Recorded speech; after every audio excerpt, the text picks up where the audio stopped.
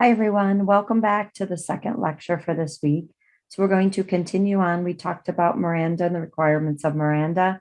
Now we're going to move on to the second lecture, and we're going to talk about the waiver of Miranda. So if you determine that you have the need for Miranda, so you have custody and interrogation, then the next question is, what about the waiver? Can people waive these rights? So that's what we're going to talk about today. So the question is, you have Miranda rights. Do these rights have to be asserted? Meaning, once they're read to the suspect, does the suspect have to remain silent? Do they have to have an attorney? So this is what we're going to call waiving of Miranda rights. Okay. So when you're talking about waiver, so we've already done the initial part of the analysis. We've already said that you have custody and you have interrogation. So therefore, Miranda should have been read. Okay. So let's say that they were. Police read the Mirandas because you were in custody and you were interrogated. So the next question is, do you have to follow those rights? What if you're a defendant and you want to talk to the police? So you're in custody and you're interrogated, but you decide you want to talk to the police. You can go ahead and talk to them. Okay. So you can waive those Miranda warnings. Or let's say they say you have the right to an attorney and you decide, yeah, I don't want an attorney. You can waive your right to an attorney. Now, there are special rules governing which rights you can waive and assert. So you have to think of them as two separate and distinct rights. So your first right is the right to remain silent. Okay. So you have this right to remain silent. Now, you can waive that right and say, yeah, I want to talk anytime that you want. Yes, I want to talk. You can also change your mind and say, nope, I don't want to talk anymore. So you can waive or assert your right to remain silent anytime you want. Yeah, I'll talk, blah, blah, blah. No, I changed my mind. I don't want to talk to you anymore. Okay, now I changed my mind. I want to talk to you again. So you can do that back and forth anytime you want. Now, the right to counsel, your Sixth Amendment, is a little different. What the courts have said is you can waive it initially. So when they say you have the right to counsel, you can say, no, I don't want that right. And you can waive it initially. Okay. But if you assert it, if you say, no, I want an attorney, then no more questioning can occur. And the only way that you can waive it now is if your attorney is sitting next to you and your attorney waives it. And just as an aside, if you ever have an attorney who says, oh, yeah, waive your Sixth Amendment right to counsel, turn to that attorney and fire them, because you should never, ever waive your right to counsel. And your counsel should never, ever let you waive your right to counsel. So in your wrongful conviction project that you're working on, one of the things you could watch is this movie, Confessions. And in there, you'll see there was an attorney who directed his clients to just talk to the police. You should automatically fire that attorney and they should be disbarred because they should never do that. So back to this. So you have this right to counsel that you can waive and talk if you want. But once you assert it, the only way to waive it is if the attorney is sitting with you and then your attorney waives the rights. Okay. Now, we have this case called Brown versus Mississippi. So in Brown versus Mississippi, they suspected Brown of killing a white. So he was African-American or Black, and they suspected him of killing a white woman. So they go to his house and they bring him outside and hang him from a tree, and shock him and beat him up and drop him and hang him from a tree and try to get him to confess. And he won't. He will not confess. Okay. So they leave him. And then the next night they come back and they do the same thing. And he finally then confesses. So the court had to decide, is this a waiver? Once he finally speaks and he finally confesses, is that a waiver of the Miranda warnings? And the Supreme Court said the number one thing you have to look at with confessions is the confession or is the waiver of the rights and the confession voluntary? So it is not going to be a proper waiver or a proper confession if the suspect is coerced into making the waiver or the confession. So the 14th Amendment says due process, fair process. And the Supreme Court said forcing somebody to waive their rights and confess is not a fair process, and it will not be a valid waiver. Okay. So that's always your first part of your analysis. Is it a voluntary waiver? Now, what if you do this to get people to confess? Would this be voluntary? Rubbing a cigar against a person's arm or neck, kicking, squeezing testicles, pulling or lifting a woman by her hair, a dentist grinding her teeth until they confess, hitting them with a rubber hose, choking them with neckties, keeping them naked for hours, threatening that you'll take their children away, or moving them to a secret location. So all of these, the Supreme Court have said, are not voluntary. And they were all real things that police officers did to get people to confess. So these would not be considered voluntary confessions. So remember, the 14th Amendment says no state shall deprive a person of life, liberty, or property without due process. So remember, due process is fair process. And the Supreme Court said if a confession or a waiver is not voluntary, then it is not a fair process. Okay. So when you're looking at these different waivers of Miranda warnings, the one thing you want to always evaluate first is, was it voluntary? But there's two other factors you need to evaluate to determine if it's a proper waiver. So the first one is it a knowing waiver, and is it an intelligent waiver? So knowing means you understand what was said to you, and intelligent means you understand what it means to waive those rights. So remember, think back when we read the Miranda warnings, I said that the last question is the most important question. Do you understand these rights? If you don't speak the language, or if you don't have the mental capacity to understand, then you are not making a knowing and intelligent waiver. So that question, do you understand your rights, becomes a very, very important question, because you can't properly waive your rights unless you understand them, and it's an intelligent knowing waiver. Okay, so how do you know if the confession is voluntary? How is the court going to determine if the confession is actually voluntary? So you can get past the first hurdle. You look at all the circumstances, okay?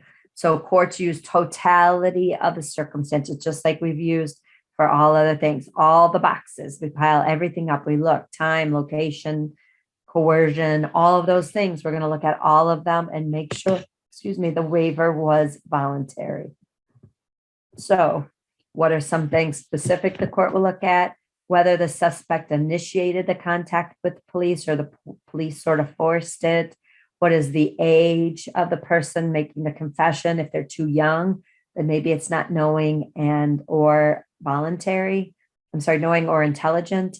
History of drug or alcohol abuse. So if you're on drugs or drunk or anything like that, probably not going to be voluntary, knowing, and intelligent. If you have physical problems, you can't hear properly, you don't speak the same language, not knowing and intelligent. Or if you have an extensive previous history in the criminal justice system and you've been through this process many, many times, probably voluntary. Okay. So what would these be voluntary? Can the police lie to the suspect? Are they allowed to lie to you to get you to confess? The court said, yes, they can lie to you. It does not violate due process. Just lying does not make it involuntary or unknowing or unintelligent. Can they force you to sit at a table with a blinding light for 30 hours but never touch you? Court said, no, that is not voluntary. Can they question you for 2 days?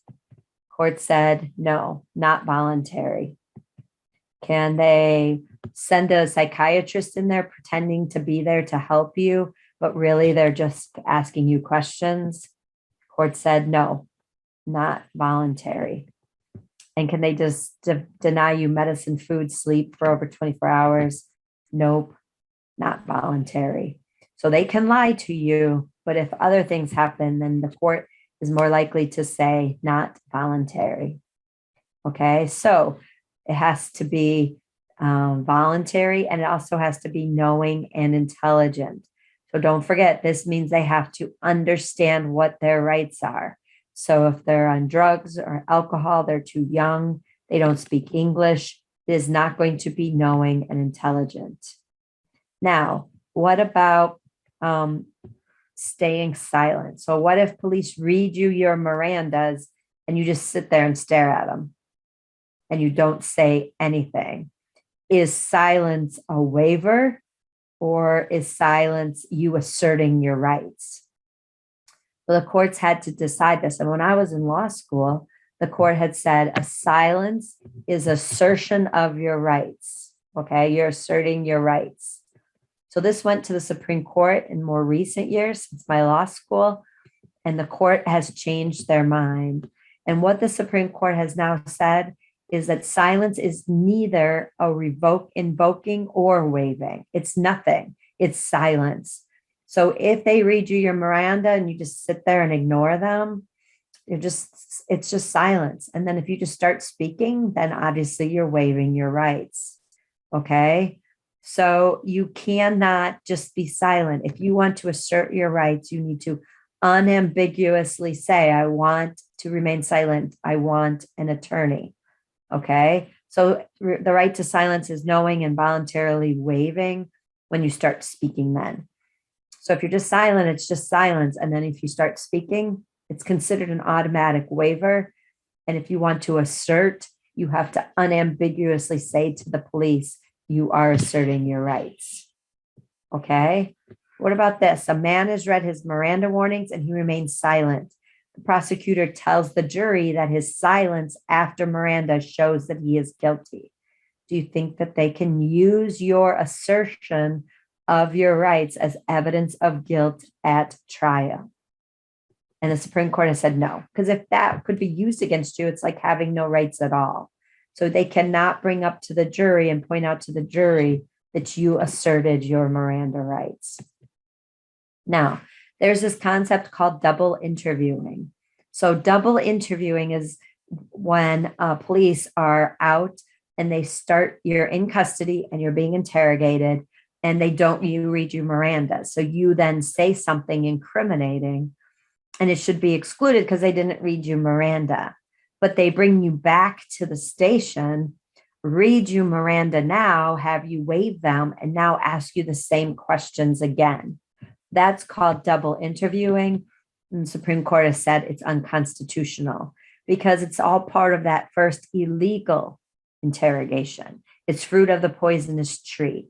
So you cannot correct the failure to read Miranda later by reading it and then re-questioning.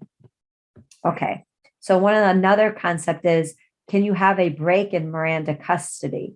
So what if somebody's in custody, you ask them questions or you read Miranda, they don't say anything and you let them go. So they're no longer in custody. Does that Miranda last then forever? Or if there's an extended period of time where the person's no longer in custody, do you start fresh all over again? Because remember, when you assert your right to counsel, they cannot ask you anything with counsel. But what if they wait 2 weeks, Mirandize you again? Can you then waive your right to counsel? Or again, do you have to have your attorney there? And so they had to determine, can you actually have a break and have it start all over fresh? And the Supreme Court said yes. If a person has been released from custody for at least 14 days, that's considered a break. And therefore, you can start all over fresh. And police then can bring you in again, read you Mirandas, and you would then be able to waive your right to an attorney. Now, this case was interesting because the person they brought into question was already in jail. So he was in jail. They brought him in. He said, nope, I assert my Mirandas. They sent him back to his jail cell for 14 days. And after 14 days, then they get him out of his jail cell. So was he ever really out of custody? Or was he still in custody since he was in jail? And the Supreme Court said, well, he's still returning to his normal day. Even though his normal day was in a cell, we're going to say that's still a break in custody. So you can start fresh again. Okay. So what are our consequences if we do violate Miranda or the waiver principles? Just like we've already talked about, the exclusionary rule. So the actual confession or incriminating statement would be excluded from trial under the exclusionary rule. But remember, fruit of the poisonous tree, any additional evidence you obtain based on that confession is also going to be excluded under fruit of the poisonous tree.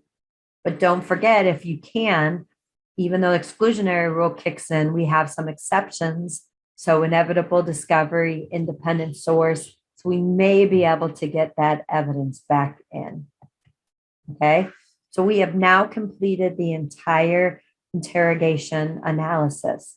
So we start at the top. This is what we did before. Before you even start, you have to start with the discussion, was there custody? And then you have to talk about, was there a functional equivalent of an interrogation or an interrogation? Did they say something likely to elicit a response, or did they actually ask questions? If you don't have both of those, no need for Miranda. But if you have both, make sure in your answers you're talking about both, then they must read Miranda. But now we've talked about the second part of the analysis. So we have to then go to the next box. Was there a valid waiver? So was it a voluntary, knowing, and intelligent waiver? Okay. So if yes, then you have to ask yourself, which right did they waive? The right to remain silent or the right to an attorney? If there is no valid waiver, then Miranda will exclude the statements. The violation of Miranda will exclude the statements. But if you say there's a waiver, you have to decide which right. If it's the Fifth Amendment, they can assert it or waive it as many times as they want. But remember, if it's the Sixth Amendment right to counsel, once asserted, they cannot change their mind. So you have to go through that analysis. And then don't forget, was the confession or waiver voluntary? You have to talk about voluntary. So you need to go through each step when you're going through your analysis. So let's try one together. So you're going to read the scenario. You don't have a classmate with you, but you're going to read it through and you're going to try to determine if there was a proper Miranda or if the evidence would be excluded. So a bomb explodes, killing many people. The suspected bomb maker is killed in the blast. A search of the home, they locate bomb making materials in the basement. Police quickly locate his wife. They don't have any direct evidence that she's involved, but they take her to the police station for questioning. They do not read her Miranda, but ask her questions for hours. She eventually states, "You'll never prove that I knew."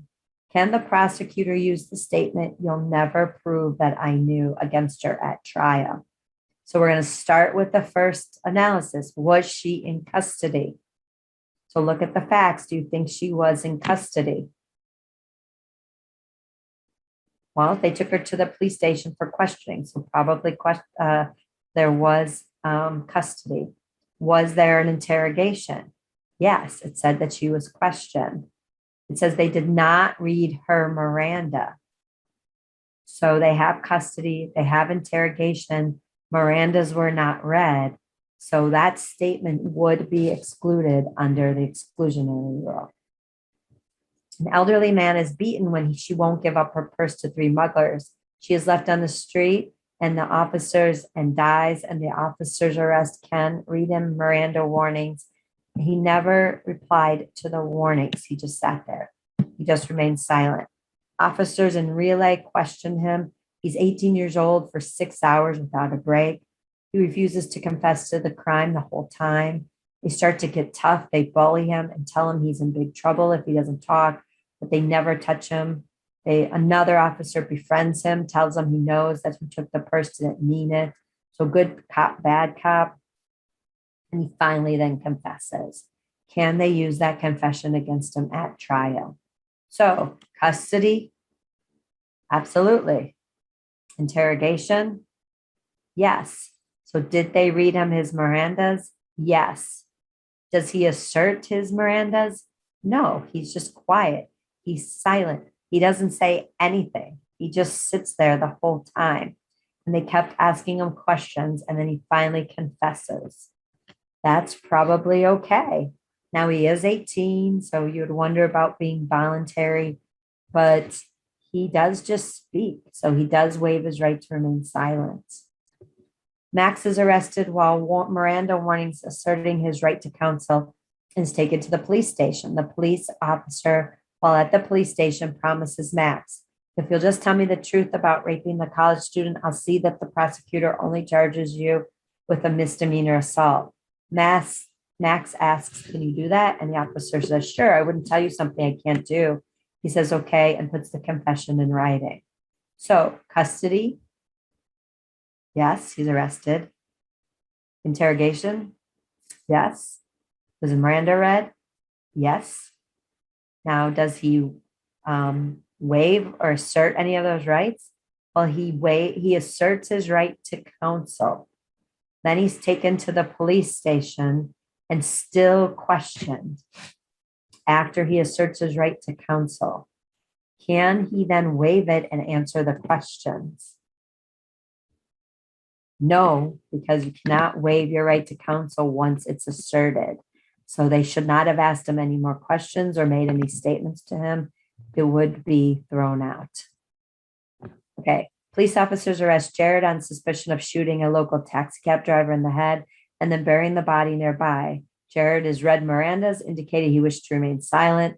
On the way to the station, they begin talking to each other about the murder while Jared listens in back seat. Without a warning, he admits to the murder. So, custody, yes, he's arrested. And questioned, I don't know. Is that a questioning? Is that statements likely to elicit a response? Possibly. Did they read Miranda? Yes. But did he waive Miranda? He indicated he asserted the right to remain silent. Can he change his mind later? Yes, because it's the right to remain silent. So therefore, when he just blurts it out, that's viewed as a waiver of the right to remain silent, and he can do that. So you can probably use it. Okay. So another concept I want to talk about is the REID method. So this is going to come up. So REID method is a very aggressive form of interrogation. So if you watch the Confessions movie that I posted, that's the REID method that they use, and you'll see it. So it can be helpful in extracting information, but through the years, there's been a lot of research that show that it has often elicited false confessions from people. Okay, so it can be very aggressive. So this just kind of goes you through what the requirements are for the REID method. And it can lead to false or false confessions. So I posted this National Geographic video that you can watch, and it shows you what the consequences are. It's not very long, but it's really good. And it shows you what can happen when you have bad confessions. It can lead to these false convictions, which is your paper. Okay. So this is just some information about false confessions. So suspect knows he is innocent, but confesses to escape stress and avoid a threatened harm or gain promised reward, or internalize. Sometimes they, through their questioning, get you to actually believe that you committed the crime, even though you didn't. So you've internalized it. So that's a way of getting a false confession. When you look at false convictions, about 38% of people that have been exonerated, so they were wrongfully convicted, 38% of youth falsely confessed, and 11% of adults falsely confessed. So people do wrongfully confess at different times. So these are some of the reasons why somebody would falsely confess. You can kind of read through it. We know that unreliable confessions can be manipulated from juveniles. We know juveniles tend to be highly susceptible to this kind of behavior, to these kind of confessions. We also know people with mental disabilities are often tempted or agreed with authority figures. and they have much more likelihood of falsely confessing. So the question is, should the REID method be used? So you can watch the movie Confessions that I posted, and you can see what you think about it. Okay, so now we're going to use the whole interrogation method to answer a case study. So this is what you're going to do on your homework. So we're going to use this entire flow chart. So what I want you to do is I want you to read through this problem and then work through issue, rule, analysis, conclusion, and then we'll look at it together. So stop the video, read through the problem, see if you can write out your answer. Issue, rule. So look back at the court cases that we specifically talked about and which ones would you cite as support. So I'll just give you a hint. Miranda should always be one of your cases cited in the rule, and the right to counsel should always be in there. And then any other court cases that would apply. For the analysis section, you want to go through all the steps in the flow chart and then your conclusion. So stop the video, try to write it out. And then when you're done, come back and we'll look at how I wrote it. So hopefully you're back. Before I forget, I'm going to forget if I don't tell you right now, your key word for today for this lecture is REID method. So the REID method is your code word. So that's the word you'll send me in for attendance. Okay, so let's look at the answer. So the issue, the police conducted an unlawful interrogation, so the confessions obtained during it should be excluded from evidence. So hopefully you wrote it in a persuasive statement. If you summarize your facts, that's summarizing your facts. Then you want to list some of your court cases. So one of the issues specifically will be Miranda. So you'll want to list Miranda. Now, one of the issues is custody. Was the person in custody? So you may want to go back and cite a custody case like Mendenhall. And the other issue is going to be whether or not it was a voluntary confession and waiver. So we would cite Brown versus Mississippi. So then we're going to go to the analysis, and we're going to use this flow chart step by step to write up our analysis. So when you do that, you want to cover these specific areas. Was there custody? Was there interrogation? If yes to both those, was Miranda read? And then you go through the waiver analysis. Was it a Fifth Amendment waiver, Sixth Amendment waiver? Was it voluntary, knowing, and intelligent? So those are the steps in your analysis. So when you write up talking about each part. In this case, there's no governmental action when the police began to question him. At the time of the questioning, there was governmental action. At the time of the questioning, David was in custody. He placed him in a room for hours, not allowed to leave. A reasonable person would no longer feel free to leave. Mendenhall. During the time that he was in custody, he was questioned. Excuse me. And then did they read Miranda? Yes, they did read Miranda as required. At the time that they were read, he asserted his right to remain silent, but police continued to question him. He eventually confessed. There was not a voluntary waiver because they forced him to confess and continued to question him and threaten him after he asserted his right to remain silent. The confession must be voluntary. Based on Brown, this was not voluntary. Okay. So the interrogation violated his Fifth Amendment, Sixth Amendment rights. Therefore, the confession should be excluded from trial. So hopefully that's what you have. Hopefully you did something similar to that. And that's how you will write up your answer. And then the last part is videotaping interrogations. So one of the things that will be your discussion for this week. So there are materials that you can look at before you come up with your thoughts. And there's also a really great TED Talk that you might want to watch on the subject. TED Talks aren't that long, but it can give you some really great information about interrogations and videotaping. Okay, so that is the end of the second video for this week. So we are done with interrogations. Next week, we'll move on to pretrial identifications. Keep working on your projects for the class. And if you have any questions, please reach out and I'll be happy to help you with anything. So have a good night and a good weekend. I'll see you next week.